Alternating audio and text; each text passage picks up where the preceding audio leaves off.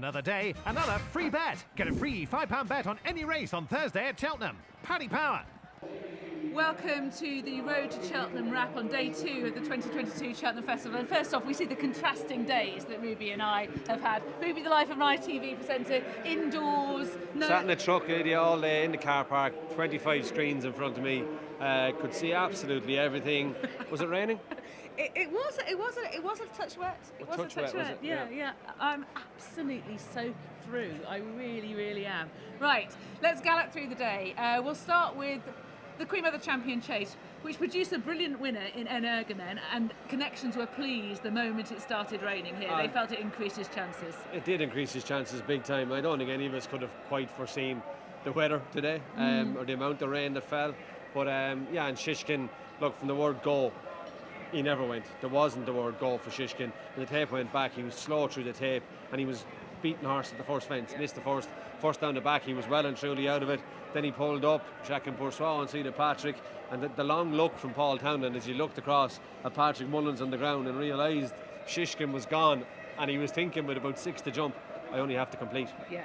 And it was obviously a totally different plan from the outset, that he then had to tear up and go to plan B or C or D in the race. But they decided, you and Willie and David Casey and Paul was describing afterwards, you talked about the way in which to approach it following the defeat by Shishkin at Ascot, and decided to completely reverse the tactics, holding him up. Yeah, look, and we debated it every which way, but I suppose you had to try something new and have one go at him. And he didn't even have to have one go at him, but that was the plan. And was it to win in the race? No, because Shishkin never went. But it was a different plan. But you have to try something different. You can't. There was no point in riding Energumene the same way because Shishkin beat you fair and square at Ascot. So you had to try something different. It was a bit anti-climactic for the neutral. Very much so. Yeah. And obviously, originally Paul was thinking he was tracking Shishkin, wasn't he? And he had to realise, well, this horse is just not going. I'm going to have to win the race myself. But that's what I was roaring at the screen. I was watching passing here. Paul go by him. The danger is Patrick. Yes. He's not your danger anymore, Shishkin. But look, that's the way it worked out. It was great for him. I did think it was good to see Willie Mullins get so emotional. Yeah. Just exactly what it meant to him for somebody that has achieved so much. But that is now he has won every big national hunt race there is for a man that is steeped in racing. I'd say as a young fella, he probably couldn't have dreamt that he would be where he is now. And you could see that emotion coming out. You really could. So significant for him to finally win the Queen Mother Championship. You think of all the horses he's brought over, and the chances he's had, and they've been ripped from him. Duvan, notably. Duvan, Undersold, got beaten. It is. But it is some feat. What he had 3 today, 82 or 3 Cheltenham Festival winners now. He's building some legacy. He certainly is. We'll come back to what else he achieved today in a moment. But lots of people talking about the water that was put on last night. Given the forecast, that some forecasts said that we were going to get this much rain, what's your take on John Pullen's decision? I feel sorry for John Pullen, because you water it rains, you're wrong. You don't water, and the other forecast is right, you're still wrong. So it's when you water and it rains. Look, to me, the other thing is that it is national hunt racing, and if it gets soft, so what? It gets soft. I think that's much more acceptable than it becoming good to firm. Yeah, which was the risk. So to me, it's the lesser of two evils. It is disappointing for a brave man's game. It was disappointing for Shishkin, but you're caught between the rock and the hard place, and that's where he was last night. But to me, it turning heavy rather than good to firm is much safer and more beneficial for the sport. I agree. Let's talk about what else Willie Mullins achieved. First race, Sir Gerhard. With the rain, going up in trip for the first time under rules, was there a concern? I suppose there was, because I always thought he was quite a fast horse. I was a little concerned about him staying, and then he got quite keen through the race, but he stayed all right and he bolted in. He won impressively. I jumped much better, but I still think you can go back and trip with him. It's now, will he be a champion hurdle horse or will he go chasing? And I think a lot will depend on what Constitution Hill does.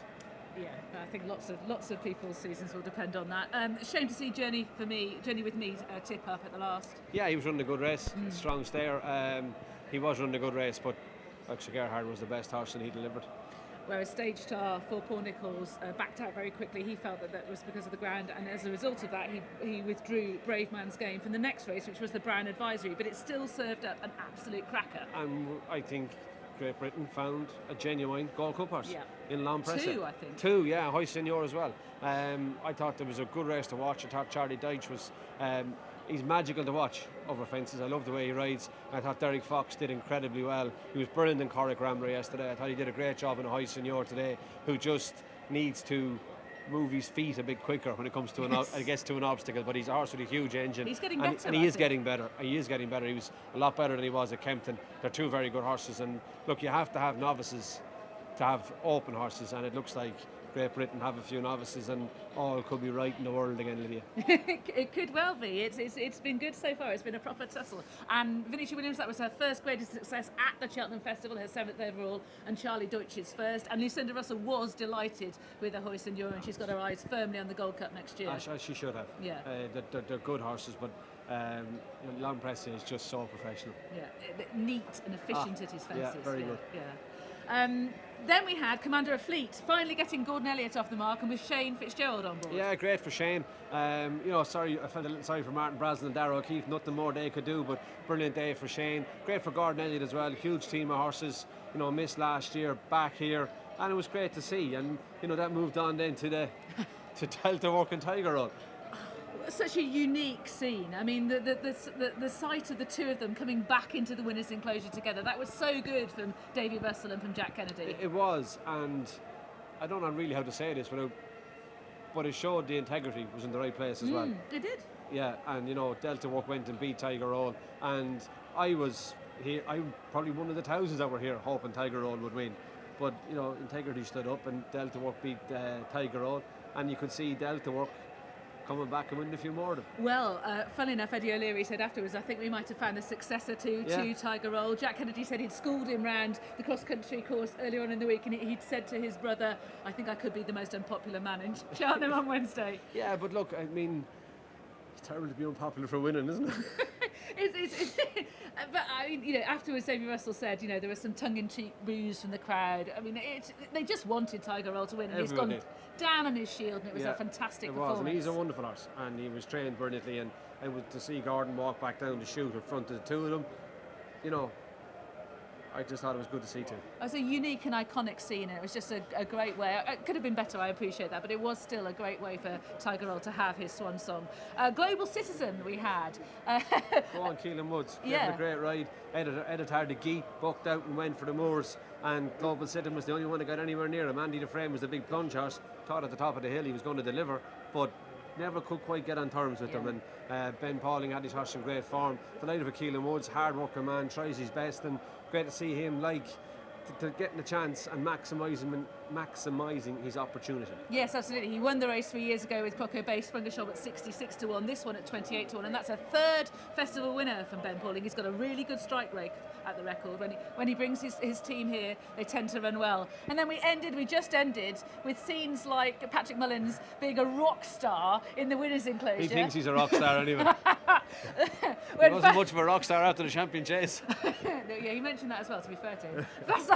Vassal Vega signing off with victory in the Champion Bumper for Willie Mullins and Patrick Mullins, the son of Crevega, carrying on her legacy, the great Crevega. And he did so. I mean, there were fears about whether the rain would blunt his speed. They even inspected the track. They had to bring in a chicane in order to get the race run. At least they got it on.